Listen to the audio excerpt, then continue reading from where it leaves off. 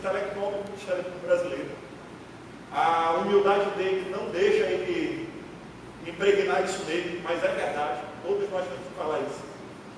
O doutor Antônio, ele é um novo paradigma, porque quando eu entrei, o cara que sabia muito, era um cara intelectual, ele se desligava das coisas do mundo, vivia ali no mundo dele e muitas vezes tratava as pessoas sem esse carinho e essa relação interpessoal que é fundamental. Quando vocês entraram na faculdade de Direito, quando nós viemos para cá para o Ministério Público, nunca mais, desde que você entra na faculdade, você trata dos seus problemas, você só trata dos problemas dos outros. A gente está aqui para resolver o problema da dona de casa, o problema do consumidor, o problema do menor pela educação, o menor abandonado. A gente está aqui na questão da pessoa que cometeu o crime, da vítima do crime. Nós estamos aqui para resolver o problema dos outros e explanar esses problemas da sociedade. E para fazer isso a gente tem que ter humildade. A gente não pode fazer isso com arrogância. Então, esse é o Ministério Público que nós vemos na pessoa do Dr. Antônio Susberg. É uma honra, doutor Antônio, ter aceitado o convite aqui para fazer parte da nossa abertura do ano letivo. Para mim, é um sinal de prestígio.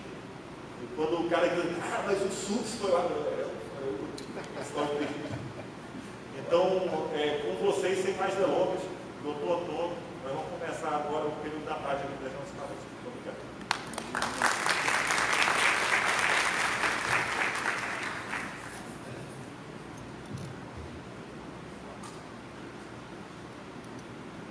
Sempre escolha um amigo para te apresentar. Isso é fundamental.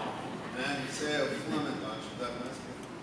Obrigado. Estava conversando com o André falando que o pessoal, não sei se vocês viram, eles estão medindo a quantidade de copinhos de café, que sempre que tem fala depois do almoço, você mede a qualidade da fala pela quantidade de café que o povo consome. Né?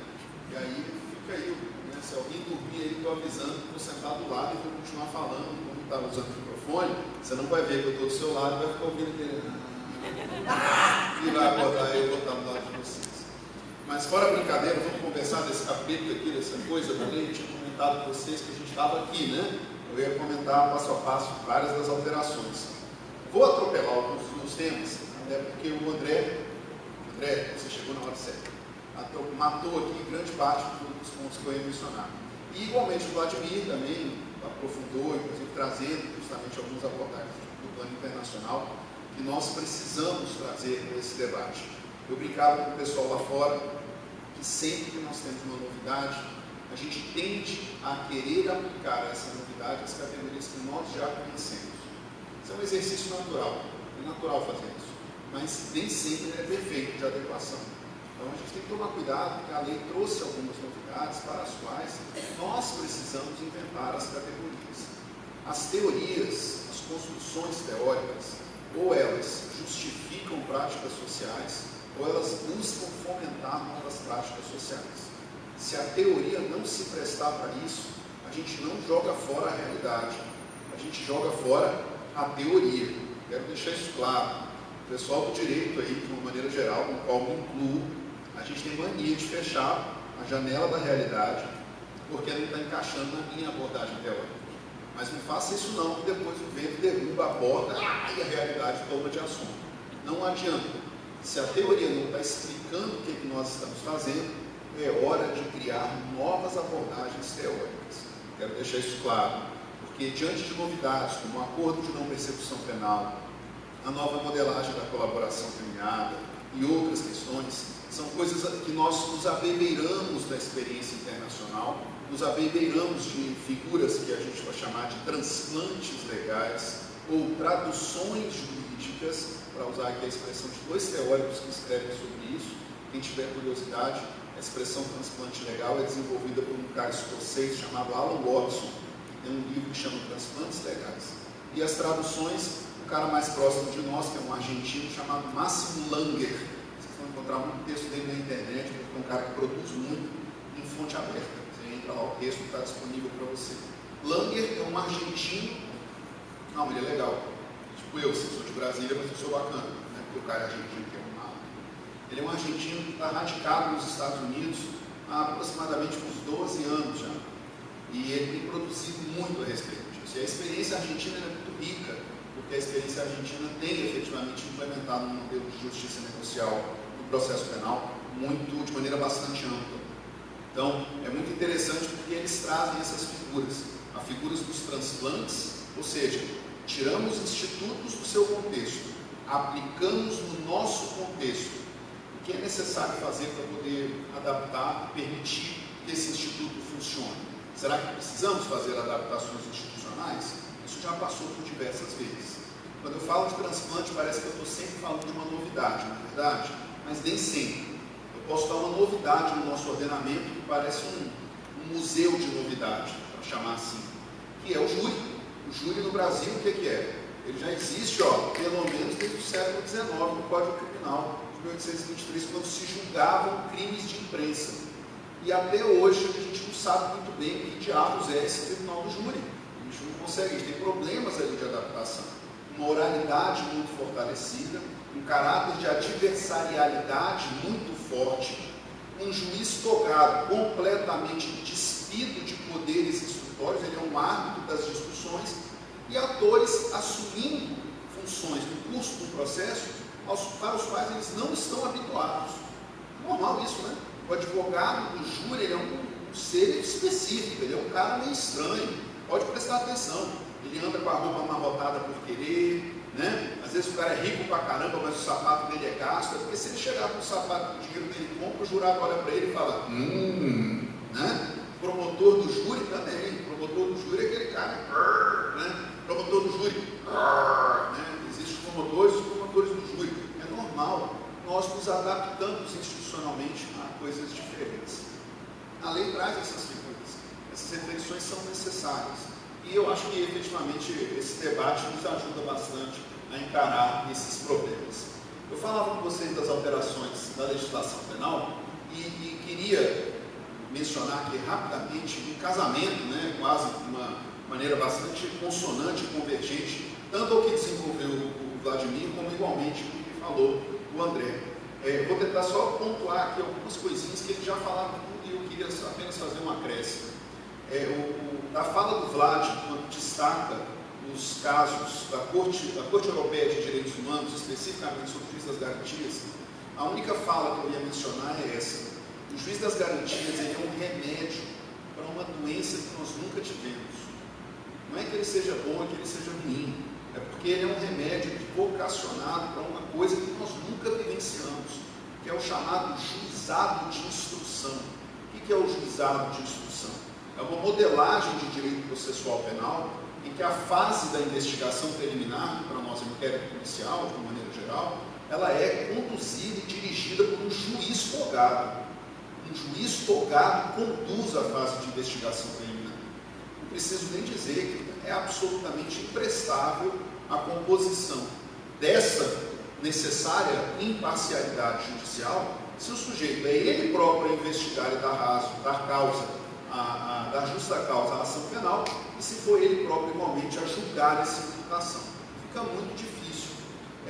O Vladimir falou de manhã do caso do Baltazar Garçon. Não sei se vocês vão se lembrar, ele se notabilizou porque ele determinou a prisão do Pinochet, quando Pinochet passava pela Espanha depois de ter feito uma viagem para a Inglaterra. Né?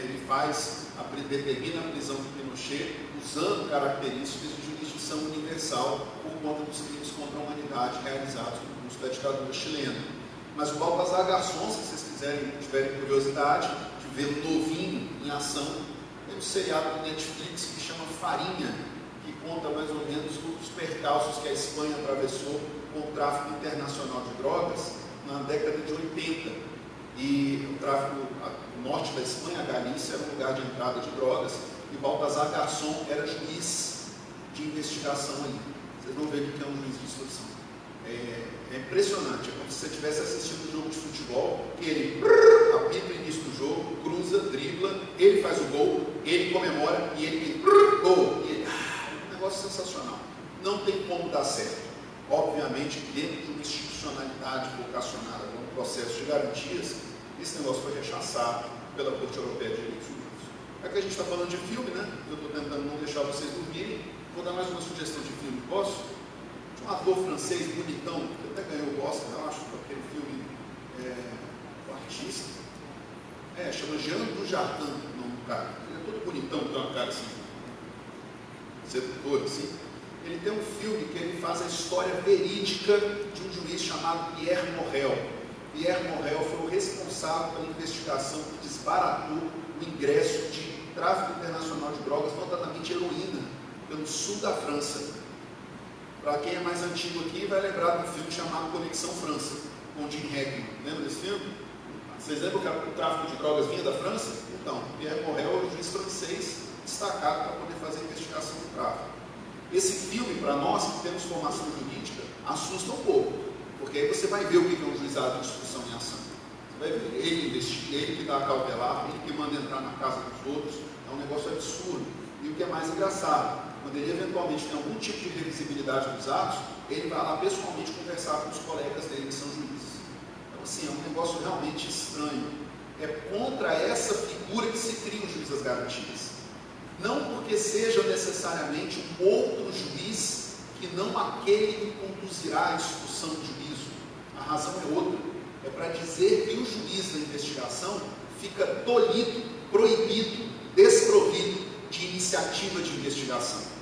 Por isso que ele chama juiz de garantias. Ele está lá para ser uma salvaguarda das garantias do investigado.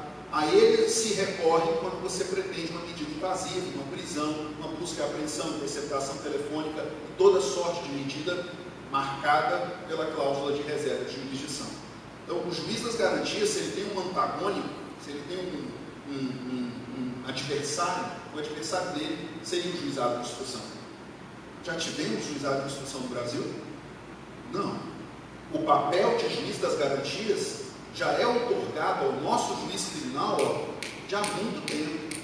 Há muito tempo que o processo penal brasileiro já diz que o juiz criminal brasileiro é desprovido de iniciativa investigatória. Isso já está positivado entre nós desde 2008, pelo menos, com a reforma que tivemos da disciplina probatória.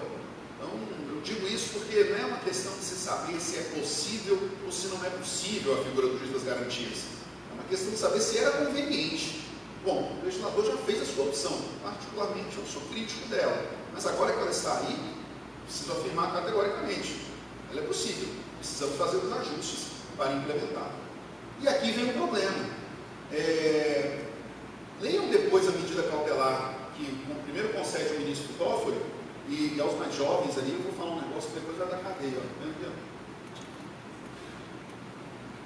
O ministro Toffoli é um cara sensacional, né? Ele é um exemplo, assim, claro, de que você pode ser o que você quiser. Não deixe ninguém dizer o contrário. Você pode chegar onde você quiser. Se o ministro Toffoli hoje preside o Poder Judiciário Nacional, por que não você pode ser o que você quiser no futuro? Nunca deixe ninguém dizer que você não é capaz. Tá? Então, esse exemplo motivacional, essa coisa desse coach de luz, tem que ser incutido, porque para alguma coisa positiva a gente tem que ter esse exemplo. Bom, dito isso, na liminar que ele dá, suspendendo alguns pontos do juiz das garantias, vocês vão encontrar um ponto que vai ser muito curioso na doutrina a partir de agora, 2020. Explico. Quando o juiz toma posse no cargo, no dia que ele toma posse, o que é que acontece nesse momento? Ele é investido na função. Ele passa a ter jurisdição. Todo mundo comigo? Tranquilo, né? Agora, qual que vai ser o momento que vai ser definida a competência desse juiz? Quando ele for designado para poder atuar na vara tal, na cidade tal, essas coisas. Jurisdição é um atributo do juiz. Competência é um atributo do juízo. Certo? Qual que é o problema do juiz das garantias na sua conformação do direito brasileiro? Ela não respeita essa categorização.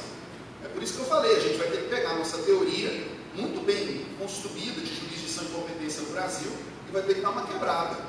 Porque nós criamos agora uma figura de impedimento objetivo da figura do juiz, sem que isso tenha implicado necessariamente a alteração da regra de competência do juízo.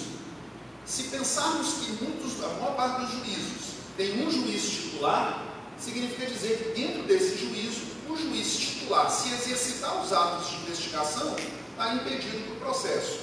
Ou a gente vai ter a esdrúxula figura de um juiz em substituição legal, exercitando atos de investigação para reservar o juiz titular daquele juízo para a instrução do feito. Como isso vai ser ajustado? Eu não sei, ninguém sabe. Essa é uma resposta que vai ter que ser dada a cada estado, porque eis o problema da Lei 12.964.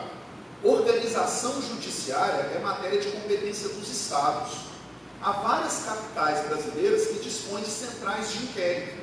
Essas receberão facilmente a competência do juiz das garantias, porque nessas centrais de inquérito as investigações ali tramitam e só há um deslocamento da competência do juízo. Agora, com a lei, depois da admissibilidade da ação penal. Então, é uma institucionalidade que vai responder com tranquilidade a esse problema. Some-se a ela o fato de que a gente tem também agora um juiz da audiência de custódia.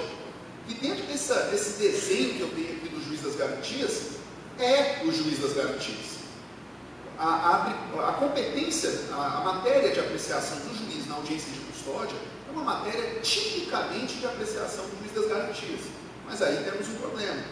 Vários estados organizaram as suas formas de organização judiciária, dando a custódia para juízes plantonistas. Então a gente pode ter um problema de que o mesmo feito criminal possa vir a ter até pelo menos 3 juízes na mesma causa. Aquele que faz a custódia, no caso de uma prisão em flagrante, aquele a quem for distribuída a competência de juiz das garantias e admitida a ação penal, outro juiz que será o responsável pelo processo. São problemas sérios. Se você projetar isso para dentro do Ministério Público, a situação se agrava ainda mais. Porque não é óbvio, não é lógico que nós afastemos o promotor que atuou na fase da investigação do momento que ele for fazer a instrução processual. Se para o juiz o atributo da imparcialidade objetiva é desejado, é um atributo desejado para ele no momento que for apreciar a instrução e julgamento do processo, o Ministério Público, a máquina funciona de maneira invertida.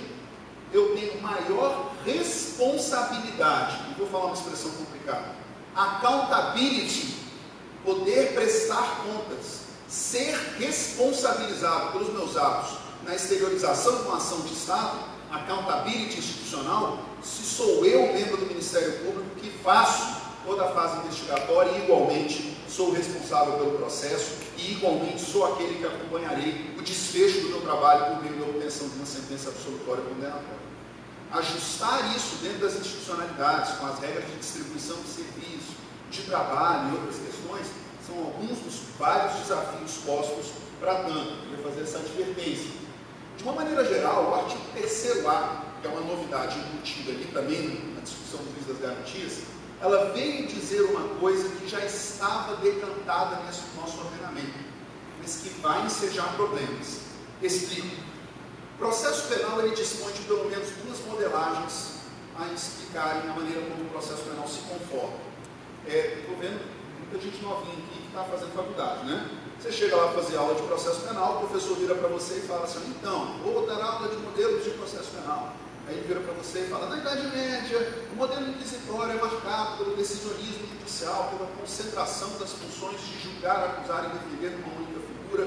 Um juiz multiforme conduzia o processo, não havia relação jurídico-processual, uma relação linear de superioridade da figura do inquisidor em face do réu, que não era sujeito de direitos, mas um objeto da persecução penal, não havia contraditório, não havia ampla defesa, o sistema de aferição de provas era o sistema da prova tarifada ou prova legal, marcado pelo período dos chamados juízos de Deus ou das ordalhas, não era isso? Você submetia a tortura, aí você fala, aconteceu isso, aí eu vou falar porque está doendo. Não, você vai falar porque é verdade, porque se você estiver falando a verdade, Deus vai fazer com que não doa, entendeu? O cara acreditava nisso, por isso que você torturava o sujeito. E a tortura, ela era a rainha das provas.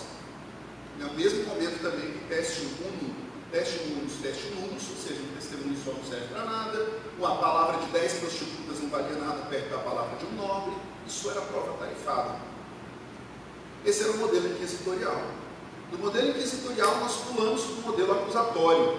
O modelo acusatório, marcado pela distinção das funções de julgar entre o juiz, um acusador, no nosso caso vai ser o Ministério Público, o acusado, assistido por um defensor técnico, trio, actum, personarum, a cognoscibilidade judicial, não é mais o decisionismo, A apreciação da prova é uma livre convicção motivada, contraditório, ampla defesa, réu como sujeito de direitos, um procedimento oral, marcado pela concentração e mediação dos atos processuais, identidade física do juiz. É isso aí, né? Acabei de falar lá, já matou, né?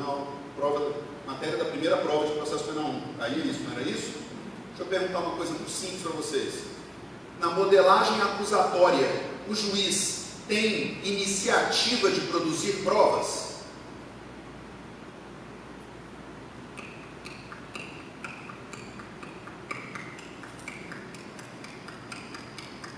Tem, claro que tem. Vai ter livro dizendo que não, mas para dizer que não, eu vou ter que tomar como inconstitucionais os artigos 209, 212, 402 e uma série de outros artigos que dizem que o Brasil, por adotar um processo penal compromissado com a busca da verdade sobre uma imputação que é deduzida em juízo em desfavor de alguém, e o processo é instaurado a partir de uma decisão que admite essa ação penal e só o faz porque a ação penal está lastreada em justa causa, o nosso processo significa dizer que o juiz, para construir a sua certeza diante da insuficiência da atuação probatória das partes, o que ele faz? Ele se vale de iniciativa probatória suplementar ou complementar. O que ele jamais pode fazer é pedir para o promotor: doutor, o senhor levanta aí, deixa eu sentar aí que agora eu vou acusar. Isso ele não pode fazer, nunca pôde. E de igual modo ele também não pode fazer em relação à atividade defensiva. É importante destacar isso. A imparcialidade é um critério que resguarda a atuação jurisdicional e essa faca precisa cortar para os dois lados. Não existe imparcialidade só para beneficiar o réu, porque de outra parte você pode não estar enxergando, mas é o interesse da coletividade que justifica e legitima a intervenção penal como um todo e os compromissos de efetividade de uma resposta penal do Estado. Você pode não estar vendo o rosto dela, mas essa coletividade existe e tem interesse que culpados sejam condenados e que respondam penalmente pelos atos que realizam.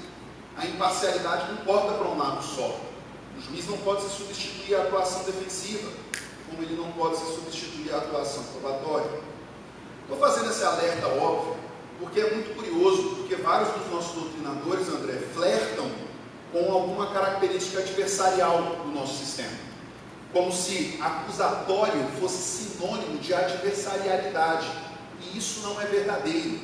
O direito norte-americano ele é adversarial. Nosso sistema parece o norte-americano? Não. O modelo alemão ele não é adversarial, ele é um processo penal de partes, como também é o nosso, mas lá o juiz dispõe de ampla possibilidade instrutória, tal qual acontece igualmente na Espanha ou mesmo em Portugal.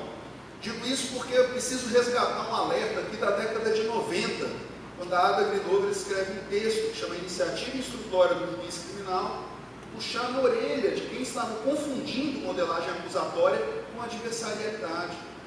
E deixa eu fazer um alerta aqui. A adversarialidade, que é a marca de um juiz que não tem iniciativa probatória, é a marca de um sistema de justiça em que o juiz está aqui, ó, e as partes estão lá embaixo. Em modelagens adversariais, um juiz decreta prisão de advogado que não se comporta de maneira adequada na audiência, contempt of court. No modelo adversarial, o juiz pode determinar até a desfiliação do órgão de advogados, desse advogado, que estiver atuando de maneira equivocada ou desvirtuando as finalidades do processo. Temos isso no Brasil? Não, não temos. Pelo contrário, nosso sistema de confiabilidade das ações e controle de desvio dos atores processuais é um problema. Porque o Ministério Público tem as mesmas prerrogativas da magistratura que também tem as mesmas prerrogativas do advogado quando no exercício da função. Então, é preciso situar isso, porque se quer flertar com a adversarialidade, a gente tem que comprar o pacote inteiro. Não dá para comprar só um pedaço, deixando o juiz inerte e dele cobrar o compromisso de elucidar a verdade de uma imputação. O indubio pro réu é solução de resposta diante do esgotamento da atividade probatória naquele processo e que ainda assim o juiz permanece com dúvida. Indúbio pro réu não é solução da atividade probatória das partes. Indúbio pro réu é solução que se dirige à vedação de non liquid. O que é a vedação de non liquid? O juiz não pode terminar o processo e dizer: eu não sei o que eu vou fazer aqui, vou assistir Netflix. Não, ele não tem como fazer isso. O juiz ele tem que solucionar o caso. E se de fato ele não alcançou uma certeza, na dúvida, pro réu. Mas isso significa dizer que ele não pode solucionar a dúvida que ele tem no curso do processo? Estamos inquirindo você como testemunha, por exemplo. O Ministério Público faz perguntas, a defesa faz perguntas. O juiz é desprovido da possibilidade de perguntar? No nosso ordenamento, não. Se quisermos ser adversariais, teremos que reformar grande parte do nosso ordenamento. E não foi isso que fez o artigo 3º-A. Então eu estou alertando, porque vai ter gente que vai ler o artigo 3º-A e vai começar a dizer, no meio da audiência: Excelência, pela ordem, se Vossa Excelência perguntar isso, tem nulidade no processo. Não, não tem. Excelência, pela ordem, requer um desentranhamento do depoimento da testemunha tal, porque Vossa Excelência perguntou. Se Vossa Excelência perguntou, a prova é ilícita, e se ilícita é inadmissível, peço o desentranhamento. Pergunto: o artigo 3º-A veio, aluno, para isso? Seguramente que a resposta é negativa. Ela veio explicitar, exemplificar, elucidar algo que já estava presente no nosso ordenamento. O juiz tem iniciativa probatória, mas essa iniciativa probatória encontra limites. Qual é o limite? Na não substituição do juiz com a atividade acusatória. Mas não significa tolhê-lo de iniciativa instrutória. Estamos aqui falando de 2 pontos aplicáveis: a suficiência da atuação para a inexistência de atuação. Se inexistente a atividade acusatória, sinto muito, esse juiz tem que absolver o acusado. Agora, se insuficiente ao critério do juiz a atividade acusatória, cabe a ele complementá-la. E vejam que eu estou chamando a atenção para o critério do juiz, porque pode ser que o tribunal verifique a iniciativa acusatória do Ministério Público e diga: tem prova suficiente para condenar. É por isso que vem o artigo 3º-A a 1. Acompanhemos como é que vai ser a implementação desse dispositivo. Bom, no juiz das garantias tenho pouca coisa a dizer, quero apenas destacar aqui que nós temos agora uma tramitação que não de inquérito, que não se dará perante o juiz mais. Isso é importante destacar, porque isso pode ter impactos, inclusive, no regime institucional de arquivamento de autos e guarda de bens apreendidos. Isso é um problema prático sério que vamos enfrentar. E mais ainda, a necessidade de eventual prorrogação de prisões impostas no curso da investigação, agora reclamará audiência judicial. Então agora, quando falarmos de prorrogação do prazo de prisão temporária, quando falarmos de eventual possibilidade de prisão preventiva no curso da investigação, se não naquelas hipóteses em que a própria decretação da prisão não tiver risco de ineficácia da medida, ou seja, não se avisa: olha, estou indo te prender, isso não existe. Agora, naquelas situações de prorrogação da prisão temporária, diz a lei, agora é o caso de se fazer audiência. Ainda diz a lei que, eventualmente, quando houver prorrogação do prazo da investigação, esta prorrogação passa a observar prazo fixado pelo juiz. É porque os prazos de investigação agora, com o juiz das garantias, serão fixados pelo Ministério Público, tal qual hoje já acontece na Justiça Federal na tramitação direta de inquérito policial entre MPF e Polícia Federal. Se não houver investigado preso, os prazos de inquérito, tirando o primeiro, salvante o primeiro prazo que se conta a partir da instauração, serão prazos assinalados pelo Ministério Público, salvo quando houver prisão. Se houver prisão, caberá ao juiz das garantias decidir a prorrogação do prazo de conclusão da investigação por até 15 dias. Isso significa dizer que, no Brasil, se alguém for preso no curso da investigação, essa investigação, no máximo, poderá ser prorrogada por mais 15 dias. Se não, ou se relaxa a prisão e se segue investigando, ou o Ministério Público precipita a ação penal. Talvez a única exceção que venha a existir aqui em relação a isso vá se dar quando ocorrer a prisão temporária dos crimes hediondos e equiparados a hediondos, porque eles sempre observavam disciplina legislativa específica na 7.960, e isso não parece ter se alterado com a previsão do juiz das garantias. Mas já adianta, vai ser um problema. Então, vamos enxergar essa polêmica no futuro. Bom, Já fiz essa crítica antes de falar, antes do almoço, né, quando eu disse que a admissibilidade da ação penal não era tema que constava na tramitação legislativa. Nos tomou a todos de surpresa. Vejamos como é que isso fica. Bom, as decisões do juiz de garantias não vinculam o juiz do processo. Agora, de qualquer sorte, todas as cautelares proferidas pelo juiz das garantias serão reexaminadas pelo juiz do processo no prazo de 10 dias. Deixa eu destacar um ponto com vocês aqui, que eu quero fazer uma crítica a esse dispositivo. Prestem atenção. O juiz do processo, ele é mais ou ele é menos do juiz das garantias? Não, né? Ele exercita uma competência funcional distinta.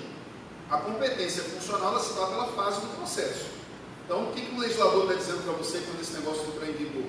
Que, admitida a ação penal, há um impedimento objetivo desse juiz das garantias, então você vai ter agora um juiz do processo. Mas esse sujeito daqui, o segundo juiz, ele é superior a esse daqui? Ele tem algum tipo de hierarquia? Não tem. Eu estou destacando essa obviedade pelo seguinte: quando tratamos de medidas cautelares, posso falar uma frase polêmica aqui para quem está na graduação? Vai doer, tá? Juiz não muda de ideia. Eu sou casado com uma juíza, falei aqui de manhã. Então, é verdade, não muda nunca. É um horror. Eu nunca consegui fazer a minha esposa mudar de ideia na vida. Nunca. E aí um dia eu estava conversando com ela, fui estudar, e aí eu descobri que é porque ela é juíza. De fato. Mas fora a brincadeira, o que eu estou querendo destacar é o seguinte: quando um juiz decide uma cautela, uma medida cautelar, ele estabelece um quadro fático, que é justamente o quadro de relevância e urgência que observa a cautelar. Vê se vocês me acompanham. Imaginem vocês uma medida cautelar de, sei lá, proibição de contato, uma medida cautelar de afastamento da função pública, uma medida cautelar de recolhimento domiciliar. Para poder decretá-la, a primeira etapa a ser vencida é dizer que existe crime, fumus commissi delicti, e indícios de autoria, que vinculem aquela pessoa ao fato.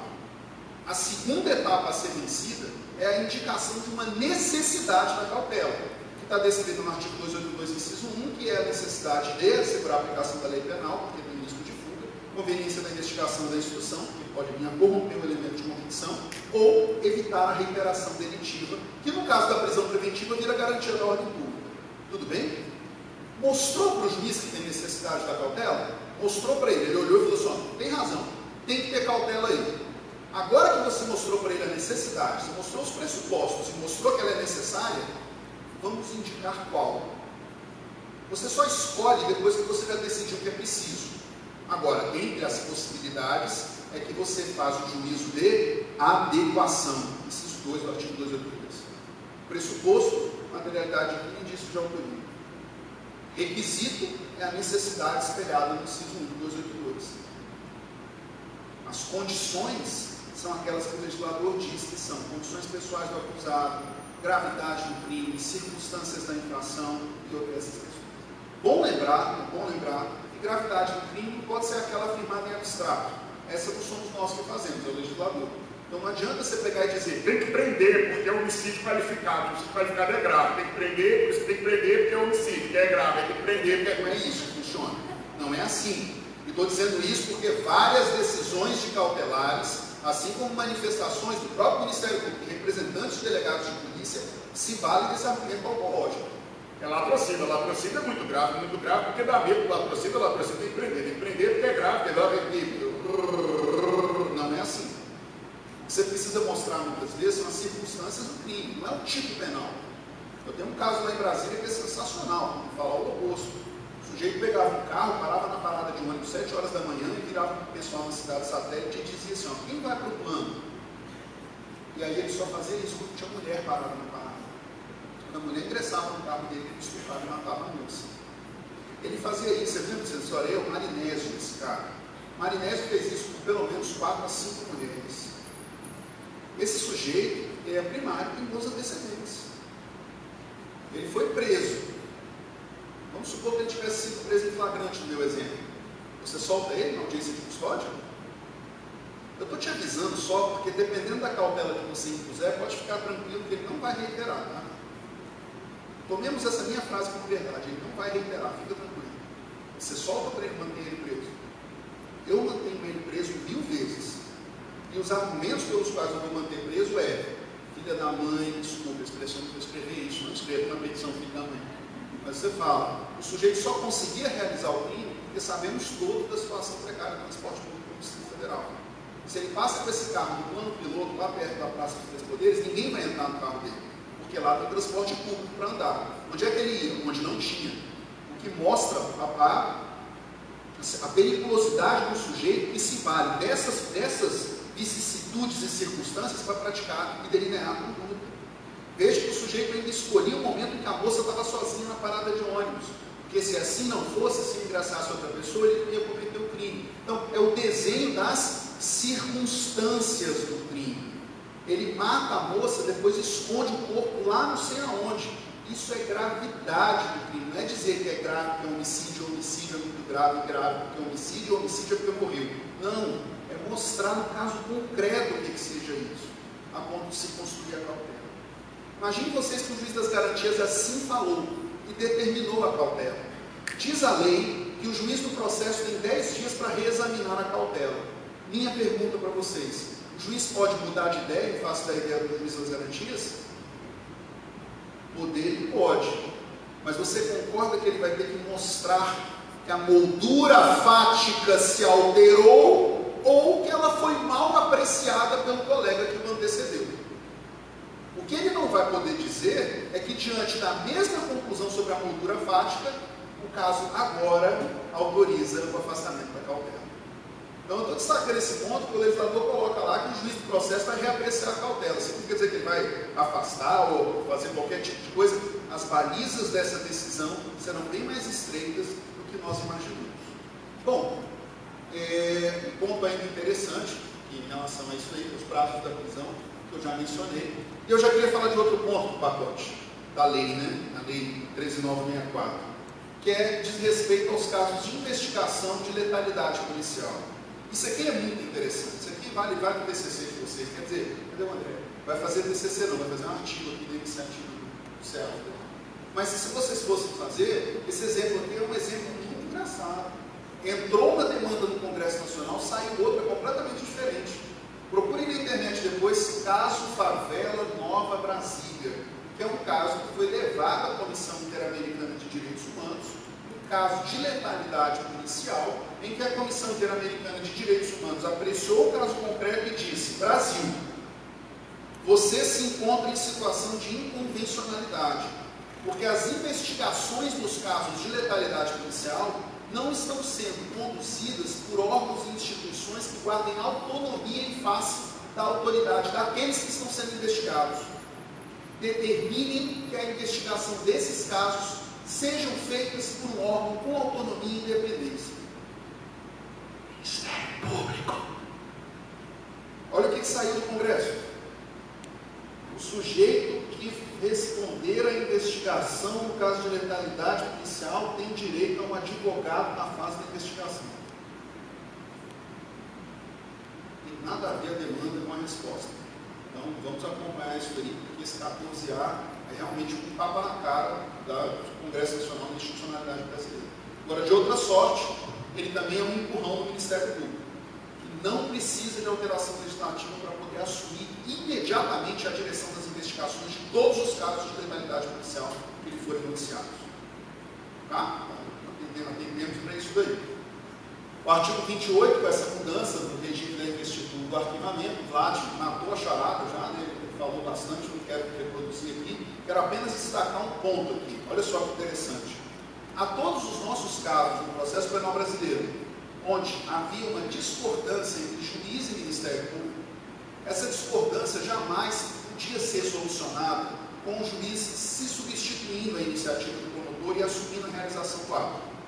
Todo mundo de acordo comigo? É por isso, por exemplo, que quando o promotor dizia ao juiz: doutor juiz, a investigação desse fato não é de uma lesão seguida de morte. Este fato é um homicídio. Eu não tenho atribuição para tanto. Decline de sua competência em favor do júri. Quando o promotor falava isso para o juiz e o juiz discordava, o juiz olhava e falava: isso não é homicídio, isso é lesão seguida de morte. Se o juiz discordasse, o que ele tinha que fazer segundo a doutrina? Ele tinha que se valer do artigo 28 porque ele estava diante de uma figura de arquivamento indireto. Ou seja, o promotor dizendo que não tinha atribuição para fazê-lo, que quem tinha que fazer era outro promotor. A doutrina pegava o artigo 28, estendia para poder autorizar que o juiz resolvesse essa desinteligência com a parte que, a respeito daquela regra de competência que deriva, por sua vez, da opinião delicti. Então, o Ministério Público dizendo, o fato é esse, e a definição da atribuição do Ministério Público e, por conseguinte, da competência do juízo, derivam da opinião delicti. Quer ver um outro exemplo? O promotor tinha que propor suspensão condicional do processo. Não propunha. O juiz olha o caso e fala, o caso é de suspensão condicional do processo. O juiz propõe a suspensão? Evidente que não. O que o juiz faz? Provoca o mesmo Ministério Público a fazê-lo pelos seus órgãos revisionais. Súmula 696 do Supremo. Transação penal, mesma coisa. O caso era de transação penal. O promotor se recusa a ofertá-la, vale analogicamente interpretação extensiva do artigo 28 do CID. Então, acabou o 28. Acabou. Não tem mais. A redação do 28 não menciona o juiz. O juiz não exercita a função anômala de controle dos atos do Ministério Público. E agora? Tá fácil? Deixa eu te dar uma outra dor de cabeça. Imagine você que o promotor foi lá e sustentou a imputação até o fim do processo. Chegou nas alegações finais e falou, é essa mesmo. Quando chegou na hora de sentenciar, diante da manifestação conclusiva do promotor e da defesa, o juiz olha o fato do processo e olha o fato do processo, compara com o processo com o fato da denúncia e diz o fato é outro. Não consigo sentenciar, porque a delimitação do fato é a baliza da minha jurisdição. Eu estou preso, escravo que sou do princípio da correlação. Eu vou... Como é que é o nome desse instituto que eu estou enunciando? Mutatio libelli, né? Mutatio libelli. Mutatio libelli é procedimento de sentença e só de sentença em que o juiz oportuniza ao titular da ação penal a modificação do fato imputado para que ele, no entendimento dele, o juiz, possa sentenciar vinculando-se à correlação. Isso é mutatio libelli. Cuidado, mutatio é um procedimento de sentença. Mutatio é um instituto do juiz, não é do Ministério Público. Quando o Ministério Público adita a ação penal, ele adita e o faz na forma do 569. O promotor não adita a ação penal voluntariamente na forma do 384. Se fez isso, errou rude. Porque o 384 é procedimento de sentença. O promotor que adita sem provocação de juiz, adita no 569. Dito isso, imagine você que o juiz agora discorda do Ministério Público na imputação. E aí ele diz, vou facultar o Ministério Público a aditar a denúncia. O promotor disse, não aditou. Dizia o CPP, aplica o 28. Que 28? Não tem mais 28. E agora? Discuti 2 horas com o Vlad sobre isso. O Vlad virou para mim e falou assim, ó, acabou a mutácio. Eu falei, que mutácio acabou, Vlad? Claro que não, só não aplica mais o 28. Aí ele, pois é, mas sem 28 não tem mutácio. Aí eu falei, então aplica o 28 parágrafo 4º, 28A. Aí ele virou para mim e falou assim, ó, mas o 28A parágrafo 14, perdão, ele não fala do juiz, ele fala do investigado. Eu falei, então o juiz vai ter que abrir pista para a defesa para poder dizer se quer que o Ministério Público adite ou não pelo seu órgão revisional. E aí o Vlad virou para mim e falou assim, mas cara, isso daí vai botar a defesa em xeque. Aí eu falei, não, vai botar a defesa com seriedade no jogo. Sabe por quê? Porque ou a defesa aposta numa moldura fática ou aposta em outra.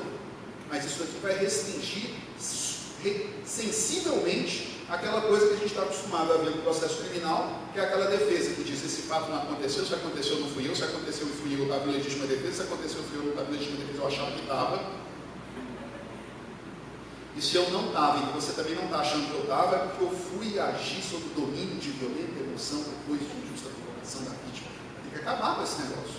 Porque diante da moldura fática, em dúvida, o juiz vai ter que entregar o processo para a defesa e falar assim, ó, e aí? Você troca o seu Volkswagen Gol por um não sei o que lá, aí botar o cara na cabine de som com fone de ouvido, para definir se o juiz leva o caso ou não para a instância revisional do Ministério Público. Se o juiz sentencia entendendo de maneira diversa sobre o fato surgido na instrução que fez o promotor na imputação, o juiz vai absolver. E se o juiz absolver o Ministério Público e apelar, o tribunal pode condenar o sujeito se ele reputar que o caso era exatamente como o promotor estava dizendo que era, assim como ele sustentou a acusação. O mais divertido vai ser a atuação defensiva diante desse caso. Porque diante da negativa de aditamento e sem controle revisional, diante do recurso do Ministério Público, a defesa pública vai ter a dizer, diante agora sim da ampla devolução da acusação do Ministério Público. Então, estão entendendo onde eu quero chegar? Tiraram o 28 do CPP. Nosso legislador não cuidou de resolver as hipóteses que o 28 era aplicado extensivamente. Todas essas hipóteses vão estourar no colo do Ministério Público, mas igualmente vão estourar no colo da defesa, porque o juiz não poderá mais ser a instância que vai provocar o juiz do Ministério Público. O juiz agora vai ter que abrir vista dos autos e perguntar para a defesa: quer que eu provoque o recurso entre aspas, né? Quer que eu provoque a instância revisional do Ministério Público? Vai ter que perguntar à defesa, porque não temos mais preceito legal que autoriza o juiz provocar a instância revisional dele. Essa é uma reflexão cabeluda que fica em torno da lei. Então, atendemos para isso daí quando esse dispositivo entrar em vigor. As expressões agora vão mudar, né? O Ministério Público não vai mais pedir arquivamento, não vai promover arquivamento, o promotor vai determinar o arquivamento da investigação. O órgão revisional do Ministério Público vai homologar o arquivamento. Então, vamos ter que fazer um jogo com os nossos verbos aí, do nosso próprio CPP. Deixa eu comentar um outro ponto aqui, avançando um pouquinho, para não estourar muito tempo. No meu slide, não sei se vocês viram, eu colei aqui os enunciados do CNPG. Mas dá para ver na discussão dos enunciados que vocês construíram, André, que vocês já debateram, inclusive, os do CNPG. Então eu vou pular aqui tranquilamente, porque eu acho que você matou a discussão na hora que apresentou os cítios. O acordo de não persecução penal, eu ia só fazer um ponto aqui de consideração, que é para facilitar a ideia, pode ser? A premissa do acordo de não persecução penal, ela é muito simples de ser entendida, sem você ler o texto da lei. Vou dar a premissa agora. Se o processo penal que o Ministério Público for mover não tiver a aptidão de ensejar uma sentença condenatória que tenha recolhimento à prisão, é porque é caso de acordo. A premissa é essa, pode testar. Existem algumas excludentes. Por exemplo, violência doméstica familiar contra a mulher. Essa está fora de acordo. Mas isso é porque a Convenção de Belém do Pará deixou claro, lá em 1994. Ela vira e fala: ó, países, chega de instituto despenalizante. Violência contra a mulher para poder movimentar toda a máquina judicial. Então, tirando salvante essas hipóteses, a premissa do ANPP é essa. Se você vai promover uma ação penal cuja sentença não impõe recolhimento à prisão, não tem recolhimento à prisão, provavelmente cabe a culpa. A premissa do ANPP é: pare de movimentar todo o processo criminal para atender a vítima. Chame a vítima para ser atendida de plano. Chame a vítima para ser atendida de plano. E a premissa do ANPP é: dê resposta a esse sujeito. Responsabilize a pessoa que eventualmente ali se apresente para o acordo de não persecução penal. Você não precisa chamar de pena, porque pena deriva de prestação jurisdicional, mas elas são medidas que equivalem e responsabilizarão o sujeito tanto quanto. Tudo bem? A chave do acordo de não persecução penal, ela está aqui, ó, no item 5.1 das regras de Tóquio. Vou ler para vocês. Regras de Tóquio de 1990, que a ONU aprova regras mínimas de tratamento dos presos. Item 2, estágio antes do julgamento. 5, medidas que podem ser tomadas antes do processo. Item 5.1, olha o que a regra de Tóquio fala. Sempre que adequado e compatível com o sistema jurídico, Polícia, Ministério Público ou outros serviços encarregados da Justiça Criminal podem retirar os procedimentos contra o infrator se considerarem que não é necessário recorrer a um processo judicial. Qual que é o critério? com vistas a, vamos lá, proteção da sociedade, prevenção do crime ou a promoção do respeito pela lei ou pelos direitos da vítima. Para a decisão sobre a adequação da retirada ou determinação dos procedimentos, deve-se desenvolver um conjunto de critérios estabelecidos dentro de cada sistema legal. Para infrações menores, o promotor pode impor medidas não privativas de liberdade, se apropriado. Artigo 5.1 da regra de Tocqueville. Está aí o acordo de percepção penal. É isso aí. Então, quando ele fala, cada sistema cria o seu, está aqui a criação do nosso sistema. Então, os pressupostos estão lá na lei, acho que o André já matou, os requisitos estão lá bem colocados e as condições do acordo. Eu tive a oportunidade de falar sobre a coisa de percepção penal em vários lugares do Brasil. E é muito engraçado. Quando eu chego para falar sobre esse negócio, muitos colegas me recebem assim, ó, ih, rapaz, lá vem o Subsperger falar de ANPP, vamos abraçar a árvore, gosta de bandido, leva um para tua casa, escuta essas melecas assim. Às vezes eu dou até um carteiraço. Eu chego e falo assim, ó, olha meu irmão, me respeita que eu sou promotor de júri. Respeito o promotor de júri, né? Você já viu? Promotor de júri frouxo? Não tem. Mas aí mesmo com carteiraço não adianta. Não adianta. Aí quando eu escutei isso, eu falei assim, sou promotor de júri, meu irmão. Que é machado na aroeira, rapá. Aí o cara respondeu, por isso que você fala de ANPP, né? Só fala quem não faz. Aí eu, Por que eu estou brincando com isso? É como o André falou, mano, fala dele provocando. A medida do ANPP só vai ser soft se o Ministério Público não tiver seriedade na proposição das medidas. E aí eu vou repetir a provocação que eu fiz de manhã aqui, hein?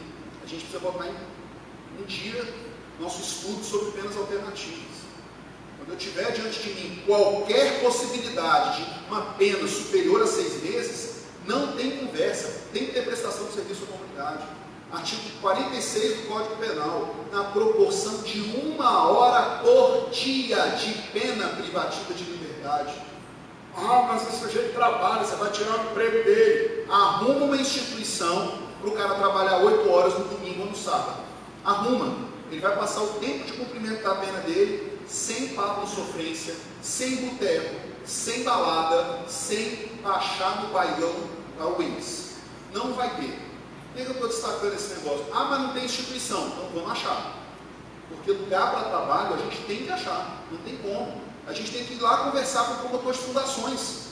O promotor de fundações é aquele que faz a fiscalização de entidades do terceiro setor. Esse cara está acostumado a conversar com entidades. Fala para ele, me ajuda aqui, estou precisando cadastrar entidades. Preciso receber um monte de gente para trabalhar sábado. Na pior das hipóteses, eu vou receber lá em casa, porque lá em casa eu trabalho sábado e domingo, e de noite, e de manhã. Eu trabalho muito lá em casa. Eu lavo louça, lavo roupa, eu passo, entendeu? Né? Então eu estou brincando com vocês aqui, mas a gente vai ter que reinventar essa institucionalidade.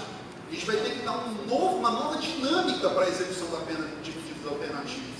E ainda com uma atenção fundamental. Eu não posso misturar esse cara do ANPP com a população geral condenada criminalmente. Eu não tenho como deixar esse cara sequer na mesma fila. O Poder Judiciário vai ter que dar um jeito de não deixar a fila sequer ser única. Eu estou dizendo lá em Brasília. Lá em Brasília teve uma briga na fila lá da VPENA, fala de penas alternativas, que foi sensacional. Soco de um, tapa no outro, o cara abriu no chão, puxou uma faca desse tamanho para o outro. Aí todo mundo, ô velho, peraí, você esqueceu de onde tu tá maluco? Aí o cara, Ele olhou para o cara que estava filmando com o celular e falou, vou guardar a guarda. Então assim, a gente está falando de uma nova institucionalidade, mas eu preciso igualmente lembrar, vai dar um trabalho danado. Claro que vai dar, mas eu preciso enxergar o todo. O que é que dá mais trabalho?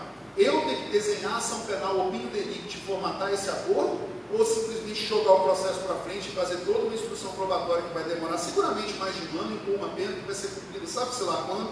Só é cumprida a pena rápida para quem não tem dinheiro para pagar advogado nesse país. Então, assim, é lógico que vai dar mais trabalho, mas igualmente é a única possibilidade que o Ministério Público tem de dar algum tipo de resposta para uma criminalidade que, em grande parte, responde pelos incômodos, pelos problemas da população. A criminalidade violenta, essa não tem jeito. Eu tenho que responder com o processo crime livre. Agora, para poder ter processo crime efetivo, eu preciso limpar. A justiça, instituições criminais, daquilo que não é para estar lá.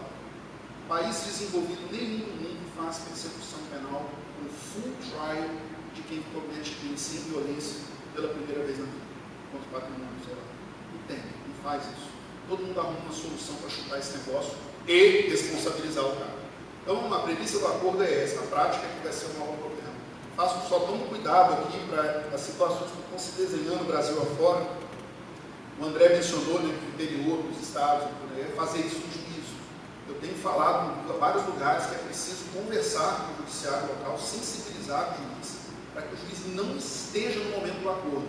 Se ele estiver no momento do acordo, você vai estar matando o tempo dele ou você vai estar desrespeitando a sua atuação como promotor. Use até a estrutura do juízo, mas não é possível que o juiz esteja na audiência. Assim como, igualmente, na homologação, o lugar de fala não é do Ministério Público, o lugar de fala é mesmo do juízo, em face daquele investigado, confesso.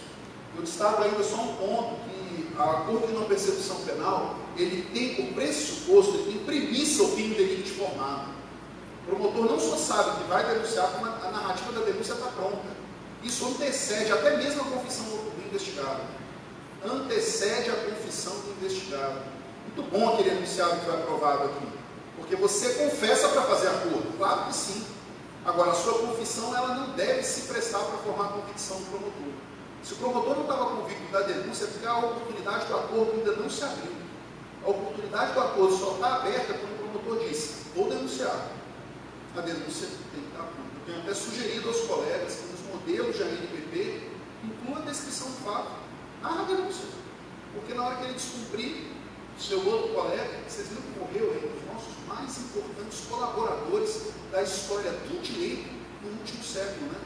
O cara que inventou o Ctrl-C, Ctrl-V. Vocês viram que ele morreu? Ele morreu. Então, para poder ajudar o colega que vai te suceder no caso de descumprimento do acordo, deixa a narrativa pronta lá.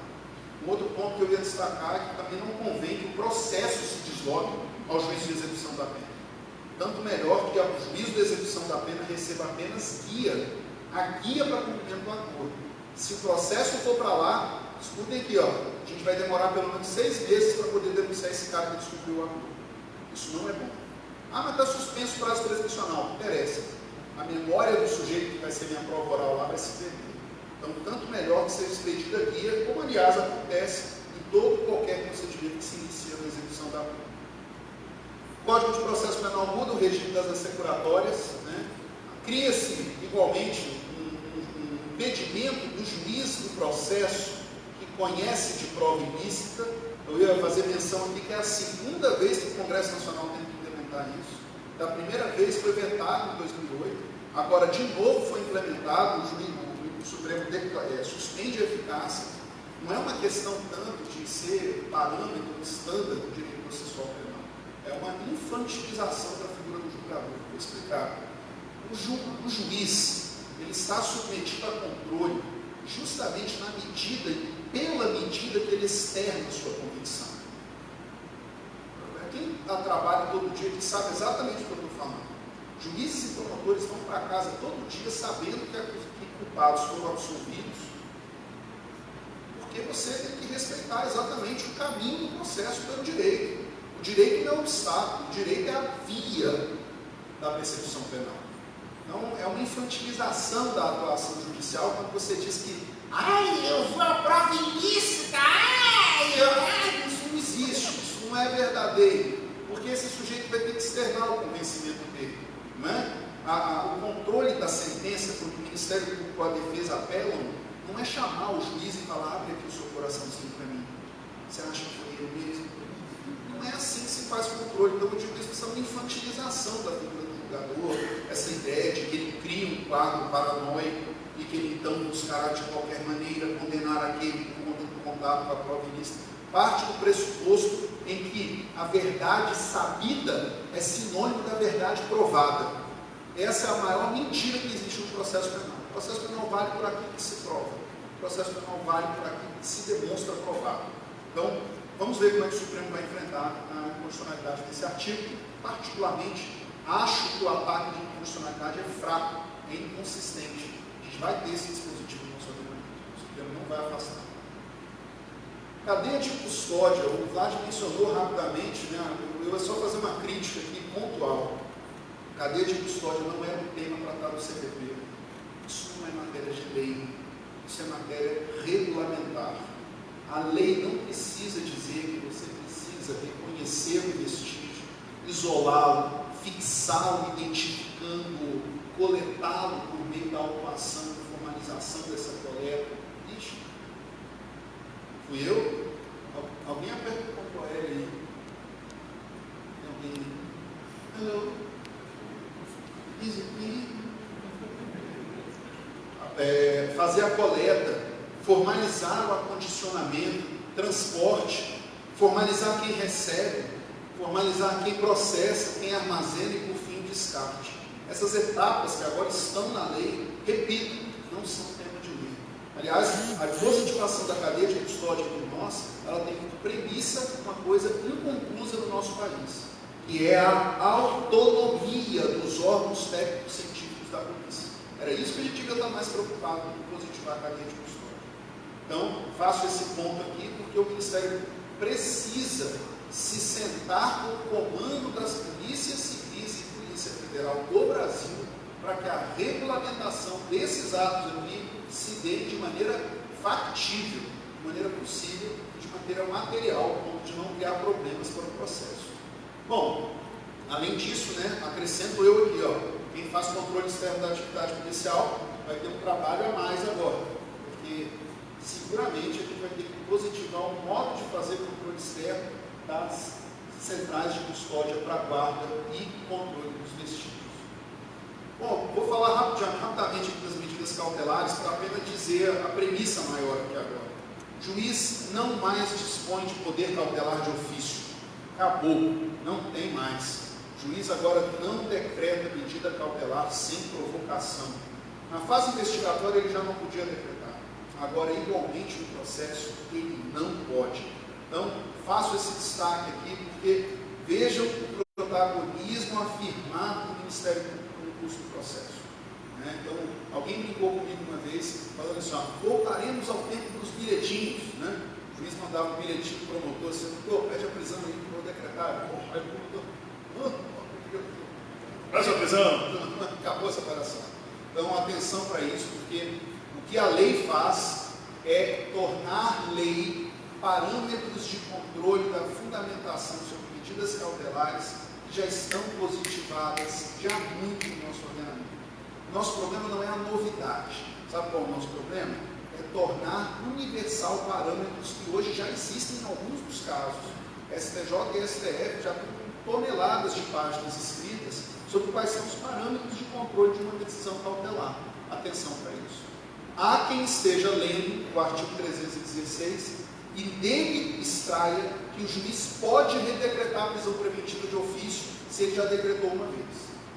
Particularmente, eu acho esse entendimento um pouco consistente. A gente vai ver aqui a colar, quem está escrevendo sobre a lei nova, alguns caras vão sustentar. Uma razão muito singela. A questão do quadro da prisão que é afastada, ela não é um quadro de restabelecer cautela. Toda cautela ela é determinada, porque a gente precisa da atualidade entre o contexto ensejador da cautela e a determinação da cautela em si. Faço essa advertência aqui porque a lei trouxe um texto que é muito engraçado, assim, conjuro e outras coisas já começaram a soltar pérolas a respeito disso, confundindo data do fato com a data da cautela. Eu posso ter um fato que aconteceu há 5 anos atrás. Se o sujeito começar a destruir prova agora, eu não decreto a prisão dele?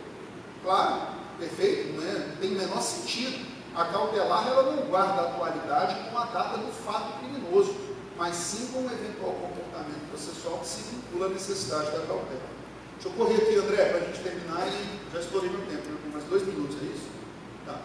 E aí, das medidas cautelares, agora a novidade da audiência de custódia, estou destacando isso porque a audiência de custódia é um caminho sem volta. O pessoal do Ministério Público teve uma resistência muito grande à audiência de custódia. Estava até comentando com o colega João Caspardo aqui, no sentido de que a hora da audiência de custódia do Ministério Público é uma hora de aprimoramento da ação investigatória.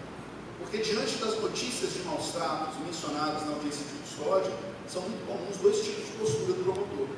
Ou ele toma tudo como verdade, eu sofri maus tratos. Como assim sofreu maus tratos? O que aconteceu? Ele me bateu na hora de algemar, algemou pelas costas. E você estava fazendo o quê? Eu não estava fazendo nada, eu recitando o poema do Cazuza, e a polícia veio, ou o outro comportamento. Sofrer violência, mas é vagabundo, tá ok? Vai ficar arredando, já vai ter filho feio, porra! Né? Você tem dois comportamentos, nem tanto ao mar, nem tanto à terra. Eu quero destacar esse ponto porque há institucionalidades que complicam a audiência de custódia.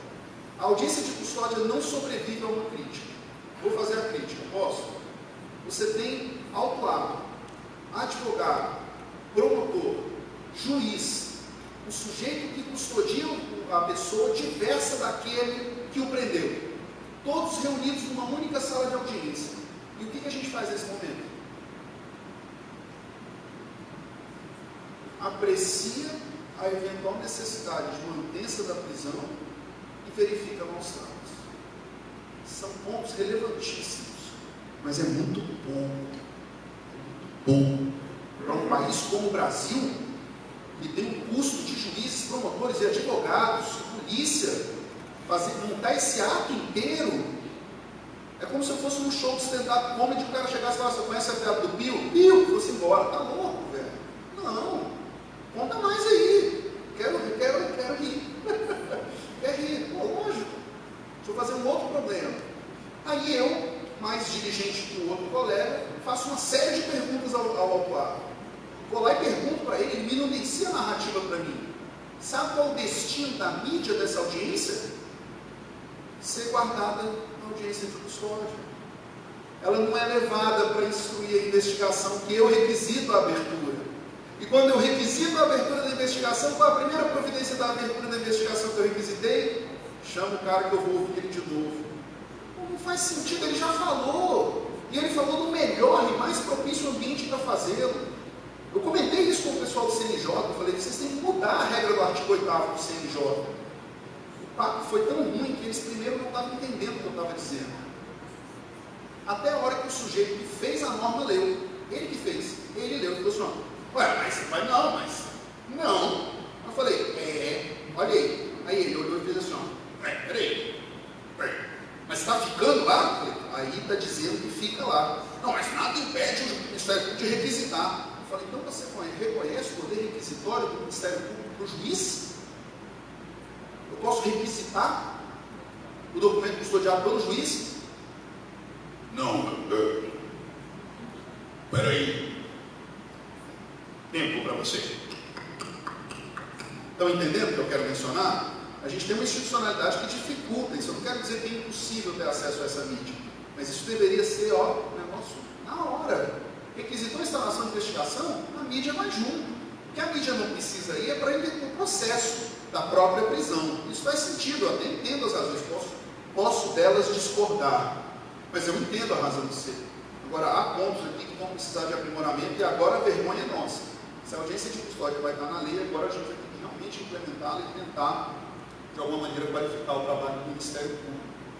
Bom, falei aqui brincando, que agora o CPP tem um artigo do CPC para chamar de seu, porque o parágrafo 2º 315 nada mais é do que uma cópia do artigo 489 do CPC em necessária hora. Veja como eu estou dizendo que em boa hora, em necessária hora.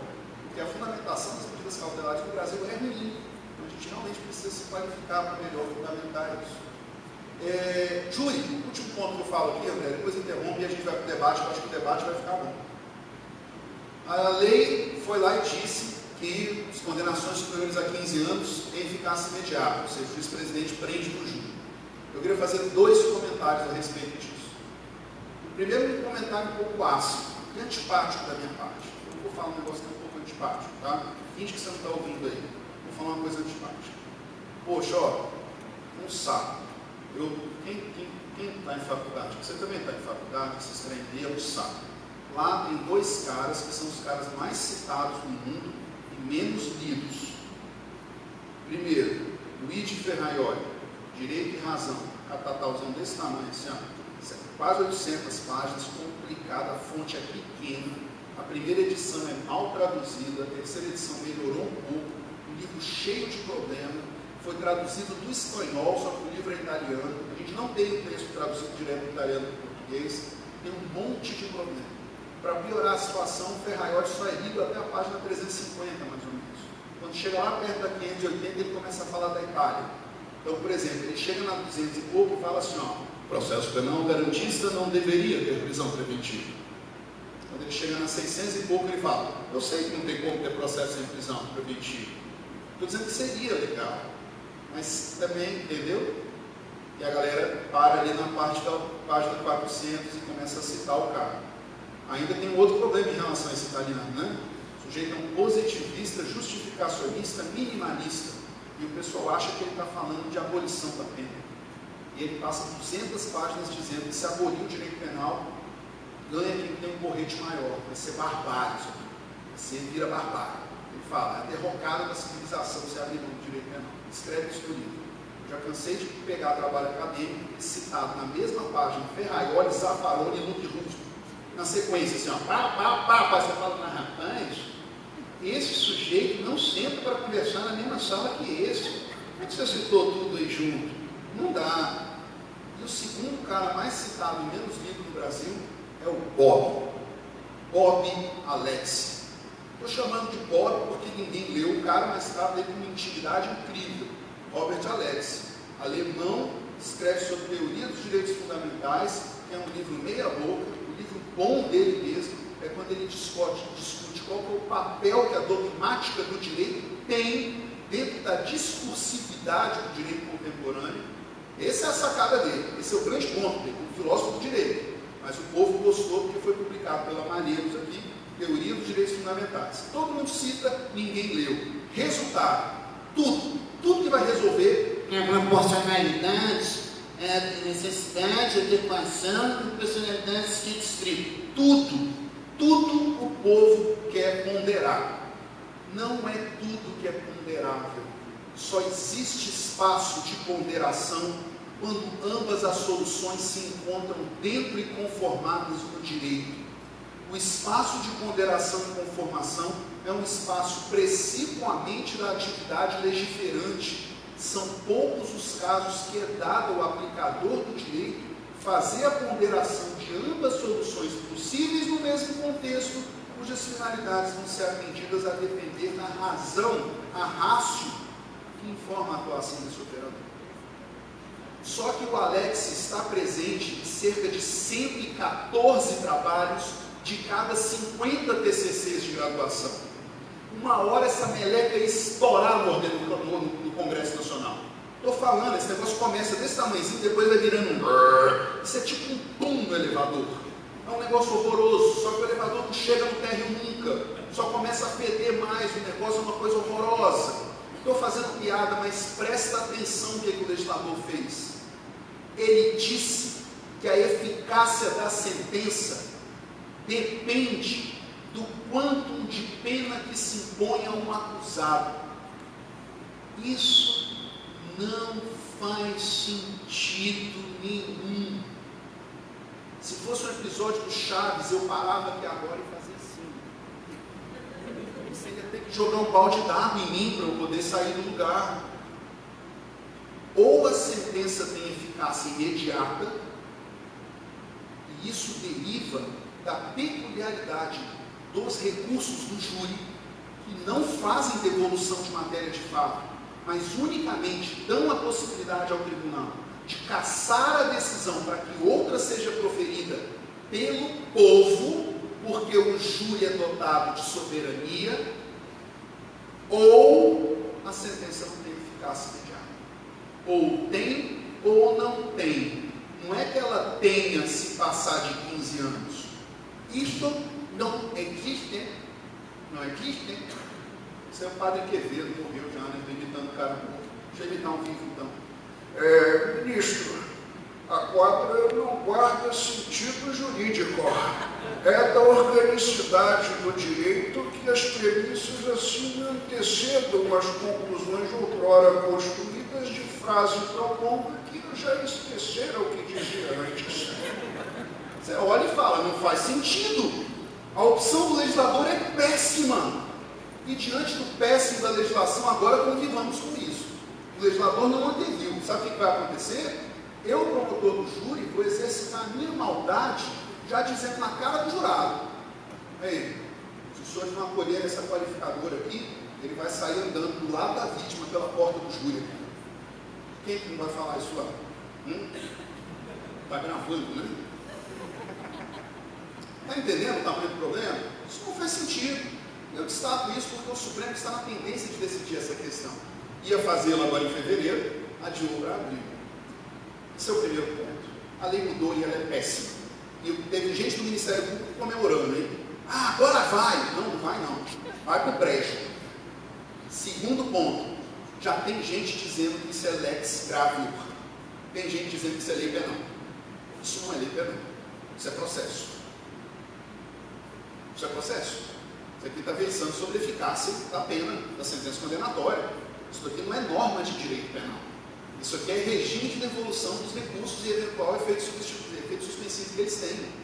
Estou destacando esse ponto porque já tem gente olhando o 492 e dizendo que ele só se aplica a fatos praticados na sua vigência. Isso não faz o menor sentido. O artigo 492 tem vigência imediata a todos os casos em curso. Deixa eu dar um problema maior aqui, ó. Todos os tribunais que tenham processos tramitando com condenações a pena superior a 15 anos, o desembargador relator, o ministro do STJ ou o ministro do Supremo tem a obrigação imediatamente de fazer conclusão do feito e decidir a imposição da prisão imediatamente. Porque a competência funcional ela exige que o julgador aplique o direito vigente à espécie no momento em que ele se faz vigente. Todos que atuam perante tribunais aqui têm que peticionar nos autos dizendo prende se a condenação tiver mais de 15 anos. Todos os júris que se realizem na vigência dessa lei precisam necessariamente impor a condenação com eficácia imediata assim que proferida a sentença condenatória. Os parâmetros de eventual suspensão são muito bem colocados. Quem trabalha no júri sabe o que eu estou mencionando. Você sabe exatamente qual é a probabilidade de acolhida de um recurso que reveja a compreensão da matéria de fato decorrente da condenação. Você consegue antever isso, não é um exercício cara tire da sua imaginação. É possível antever sim. Então as balizas do eventual efeito suspensivo são bem-vindas, mas de uma maneira geral é importante destacar que esse dispositivo vai se aplicar imediatamente em todos os casos. Bom, eu ia comentar outras coisas aqui a respeito de LEP, organizações criminosas, mas André, já estourei o tempo aqui em 12 minutos, né? E aí eu acho melhor passar a palavra para você e na sequência vamos fazer os debates que eu acho que efetivamente é o momento mais bacana, porque já passado o primeiro susto, né? 24 de dezembro, depois veio a negação, início de janeiro, aí veio a conformação, metade de janeiro, veio a alegria quando saiu a liminar do Toffoli e do Fux, e depois veio de novo a frustração, porque você viu que a liminar não resolveu sua vida, você ia ter que estudar o negócio de novo.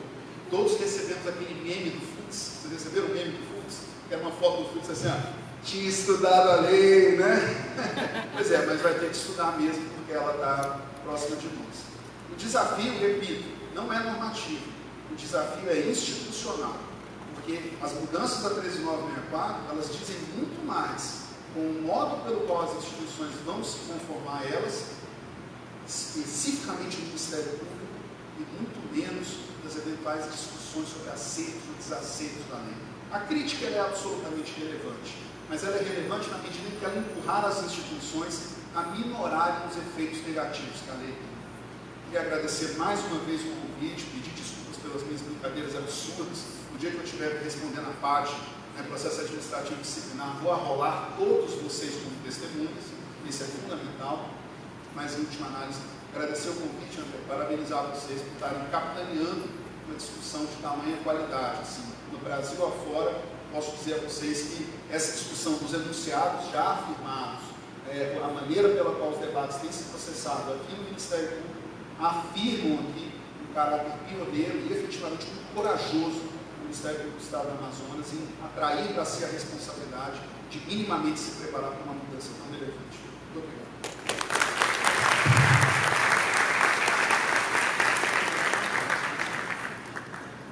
Queria convidar o Dr. Mauro Bezerra e a doutora Sara Pirangi. A doutora Sara é a nossa decana, a promotora mais antiga, não é que ela seja mais velha, é mais antiga, criminal.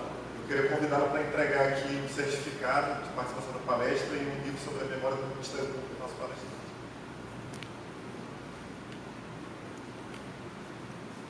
Decana, né? Toda a história, eu estou ouvindo tanta besteira, né?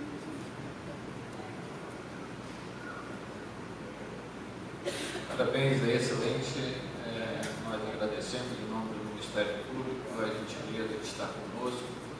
Sempre bom trazer essas inovações, principalmente uma avaliação, uma perspectiva subjetiva, mas também trazendo a objetividade da lei, né? Isso é muito bom para nós, membros do Ministério Público, estagiários, todos aqueles que se interessam no estudo do direito, e mais uma vez agradecemos. Muito obrigado e uma singela lembrança pela vida.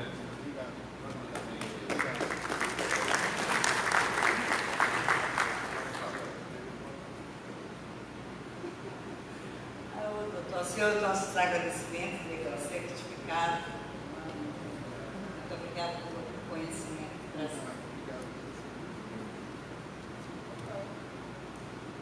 Pessoal, nós vamos fazer um intervalo de 15 a 20 minutos no máximo, só para arrumar aqui a nossa mesa. E tem um coffee break servido aí no intervalo para todos vocês, todos estão convidados e intimados a retornar daqui a 15 minutos.